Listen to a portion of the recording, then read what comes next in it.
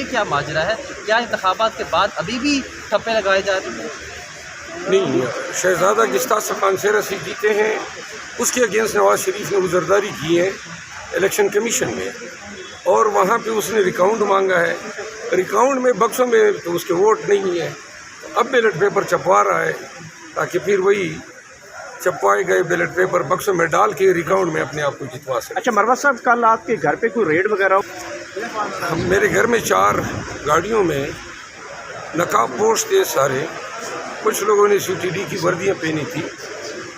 یہ joint operation تھا، intelligence agencies بھی تھی اور اسلام آباد پولیس کو آگے رکھا تھا، اور کیوں آئے اس کی سمجھ نہیں آئی، کیونکہ جو ہم نے احتجاج کیا تھا اس کا کوئی پرچہ درج نہیں ہوا ہے، لیکن پولیس نے چادر چار دیواری کا تقدس پامال کیا، لیپ ٹاپ بھی لے گئے، میرے ملازم کو اغوا کیا ہے، ابھی تک واپس نہیں آئے، گھر کے شیشے دروازے توڑے۔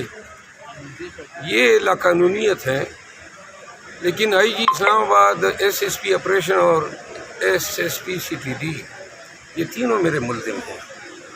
قانون اگر ملک میں کوئی ہے تو قانون کا تھوڑا ان تینوں کے سر پہ ضرور گرے۔ سر، نون لیگ کہہ رہی ہے کمشنر جو ہے وہ ذہنی مریض ہے، اس کی الزامات ذہنی مریض تو یہ نون والے ہیں جو اتنے پاگل پن کی انتہا کو چھو رہے ہیں۔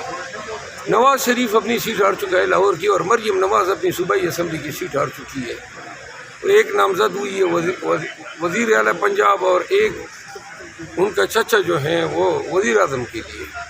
شرم نہیں ہے، 17 حلقوں کے ساتھ وزیر اعظم بننے چلے ہیں، اور پیپل پارٹی 6 حلقوں کے ساتھ 23 سارے حلقے ہیں جو انہوں نے جیتے ہیں، باقی سب پاکستان تحریک انصاف کے حلقے ہیں۔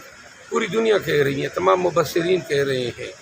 الیکشن کمیشن جو پنجاب کا پروونشل الیکشن کمشنر تھا، الیکشن سے پہلے انہوں نے خط بھیجا تھا، اس نے یہ نہیں کہا ہے، میں نے اس کا بیان سن لیا، انہوں نے کہا تھا کہ ان کا سر 2014 میں قلم کر دینا چاہیے تھا، یہ ایک جرم ہے جس کا انہوں نے ارتکاب کیا ہے۔ آج ہم اس پہ میٹنگ کریں گے، اور میرا خیال ہے ہم فوجداری کارروائی اس کے خلاف کریں گے۔